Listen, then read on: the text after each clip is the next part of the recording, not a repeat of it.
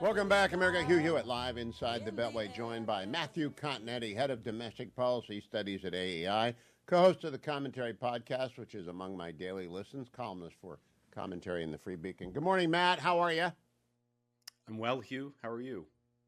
I am good, but I am disturbed. I want to begin with the bizarre story and then move to what the IDF did in the last 48 hours. The bizarre story is a man 50 years old with two sons and a wife is murdered in the early morning hours of New York, and online media and national media goes crazy over the killer, who seems to me to be obviously a psychiatric case with a psychotic break in there somewhere. Why are we spending more time talking about the killer and not Mr. Thompson, who was the CEO of UnitedHealthcare? I wish I knew the answer. It's part of the moral inversion of our times, where criminal behavior is glorified and celebrated, and the people who try to do right by the law are often vilified or even prosecuted. There's no better contrast, I think, than the reactions from the left to the apprehension of Luigi Mangione on one hand, and then the acquittal of Daniel Penny in New York City on the other. I will say that there's always, there's a long history and tradition, Hugh, of people glorifying violence or anarchists, assassins, people with a political point of view or assumed political point of view when they take on revolutionary violence. This is nothing new. You can go back to the 60s, of course, the Weather Underground, the SLA. You can go back even earlier and think about some of the assassinations from anarchists of American politicians, the celebrated cases of course, of Sacco and Vanzetti. You find certain kind of cults of personalities that form around deranged killers. It's a sign that human beings are not perfect, far from it, and so it takes a lot of energy and purpose, I think, to keep our moral compass straight. There was an editing function when media had gatekeepers. So when Versace was murdered by the serial killer, and that's 25 years ago. People aren't going to remember this, but there was a serial killer who ended up killing Versace, started in San Diego, went on a killing spree. The whole country was transfixed by this guy who ended up killing the famous fashion designer, and then it went away. However, that was a storyline. This wasn't the storyline is assassination of Mr. Thompson in the Brian Thompson in the street. I really don't understand how people can turn a psychotic into a sort of internet sex symbol. It's disgusting, actually. No, I mean, I couldn't agree more with you. I think part of the fascination since Mangione was apprehended is about kind of the story of the family. Here's someone who comes from a very prominent family in Maryland. He is an Ivy League graduate, went to a prestigious prep school for high school, and yet here he is found by himself in a McDonald's on the lam after gunning down a man in the back and depriving two young boys of a father. It's absolutely terrifying and a tragedy. But what's really disgusting, I agree, are the people who are trying to make some type of political argument about it, trying to say that somehow this act of violence and terror was justified because people sometimes get annoyed with their health insurer. I mean, that is beyond the pale to me. And again, it's a sign of what sensible, regular people who play by the rules and people who have a moral compass that's fixed north have to deal with. And they have to always remember that there are forces in this culture that are trying to invert morality so that what is evil somehow becomes justified. And that has to be fought against. We are under a deluge of that, and I want to use your opportunity to bridge from beyond the pale as a cliche. The pale was a place. It's a place where the czars sent the Jews of the Soviet Union predecessor Russia, Imperial Russia, to live, and they got out of the pale if they could, and if they didn't, they either died in Hitler's extermination or they got to Israel, the United States, after the war. I want to talk about where the pale lives now, primarily, which is Israel. The last 48 hours, Matt Continetti, has been an enormous display of competence by the Israeli Defense Forces. And I mean extraordinary competence. There isn't anything left of the Syrian weaponry. It's the opposite of what we did in Afghanistan. We just left. We didn't bomb anything. Israel's just making sure that whoever runs Syria, and it might be 5 or different statelets, they're not going to have chemical weapons. Do you think America's aware of what's going on and what the IDF has done? Well, I hope so, Hugh. Sometimes with this president, it's hard to tell what he's aware of and what he's not. I think the dazzling display by the IDF, first, just to go over some of the numbers, 480 strikes plus in 48 hours. An estimated 80% of the Syrian military destroyed by these strikes. The capacity of the former dictator Assad completely wiped out or close to it.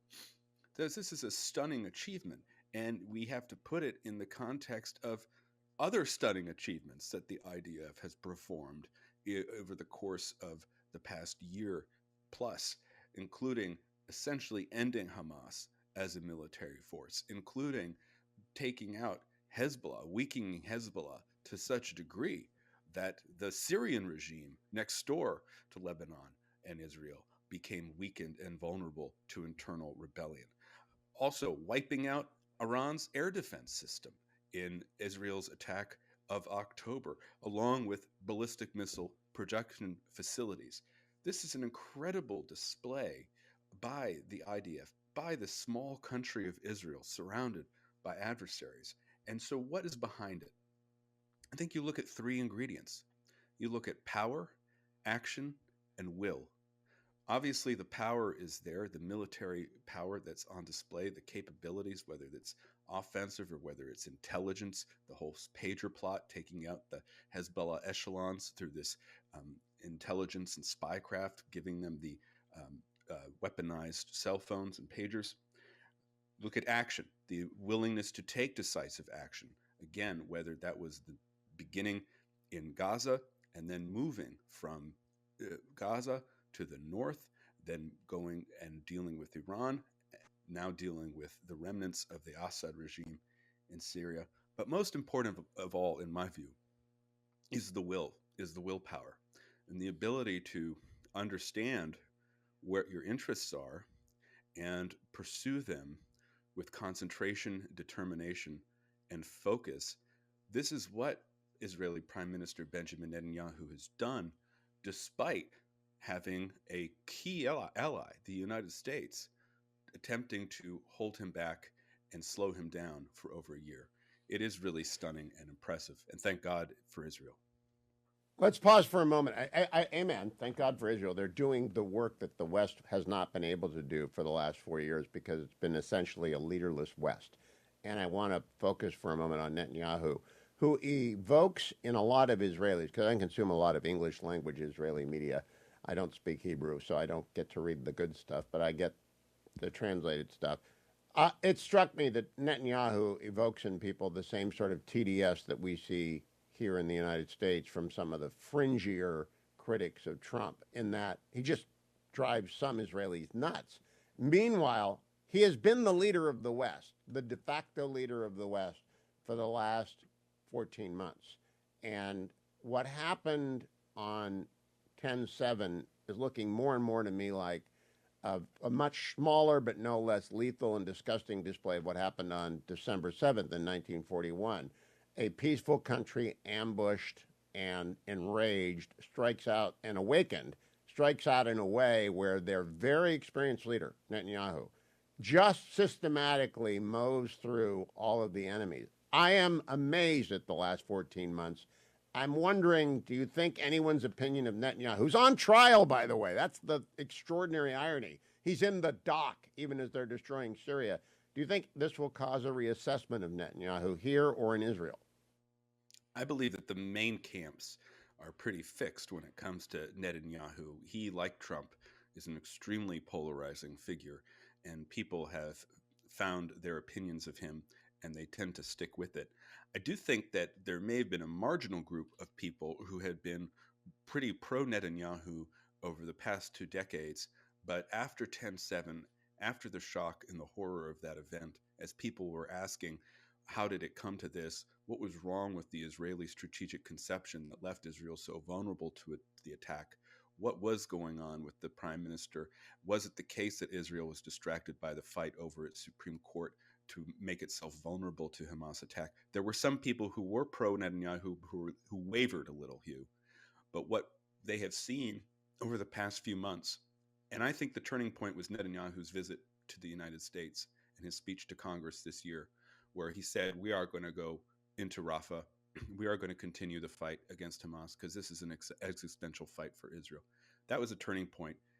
All of these plans then went into place with Hezbollah fighting against Iran, responding in a way the second time to the Iranian direct attack on Israel that much more forcefully than the first, not listening to Joe Biden and Jake Sullivan as Israel had done earlier this year. And now taking this advantage with the fall of Assad to wipe out the military assets and to prevent them from falling into the hands of terrorists or other enemies of Israel in the West. This is an extraordinary move, and I think it put some of those waverers back in the Netanyahu camp that helps him, at least in the near term. Matt, let me ask you, we're going to go to a break in a minute, so it's a short response. When we assess Netanyahu over the last year and a couple of months, do you agree or disagree that he's been actually leading the West? He's been the only coherent. We've got Trudeau in Canada and Schultz in Germany and Keir Starmer in England and an incompetent Biden. Is Netanyahu really the only guy around with his marbles? I think so. And I think what's happened is when he's taking out this Syrian military, he's thinking of his earlier predecessor, Winston Churchill, another man of a pretty small, beleaguered country who had to stand up and resist evil in the name of the West with very few allies for a time. And that, just as Churchill took out the French Navy after the France fell to the Nazis, yes.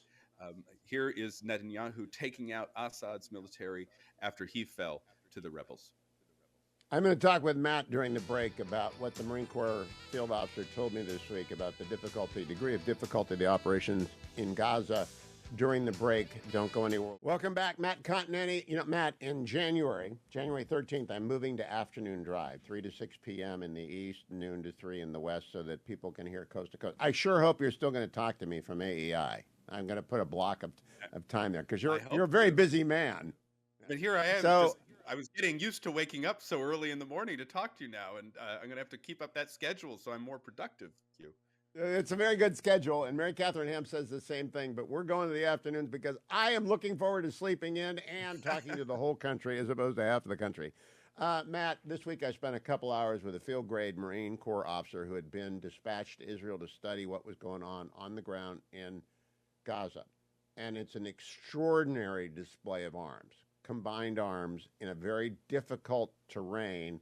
And he explained it to me, and it became obvious to me, no modern army has ever come up against this sort of network. We did have some predecessors in Okinawa and Iwo Jima where caves and tunnels were used by the Japanese Imperial Army as last stands, but nothing like what was constructed by Hamas in the south and Hezbollah in the north. Do you think Americans appreciate what the IDF has done?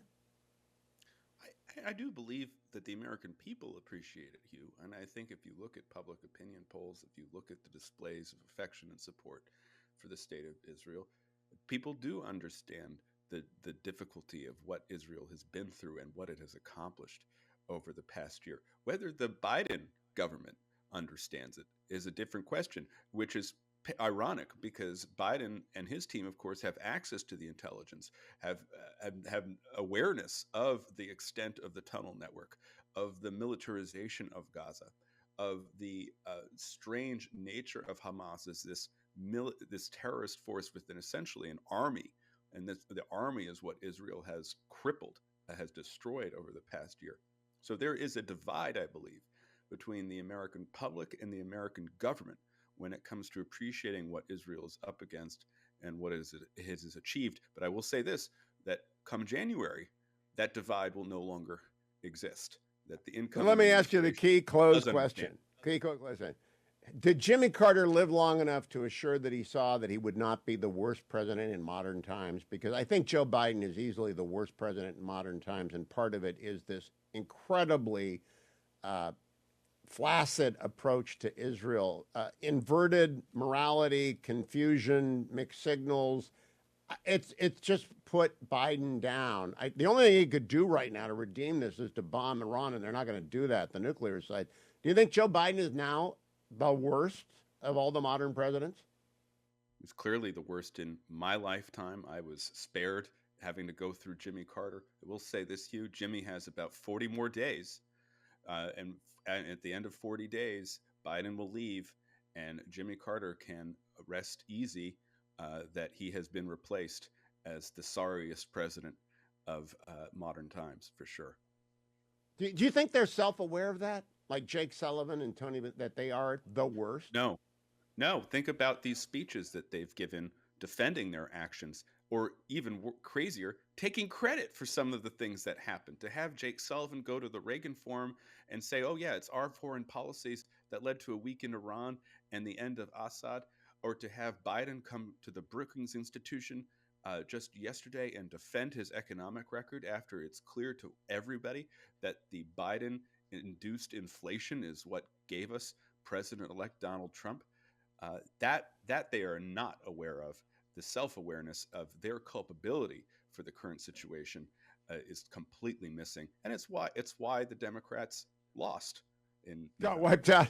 Matt Continetti, thank you as always. I look forward to talking to you a couple more times in the morning and then in the afternoons. We'll find a time. We'll make sure it happens every week, because people look forward to hearing from Matt Continetti of AEI and commentary. Thank you, Matt. Thank you, Hugh.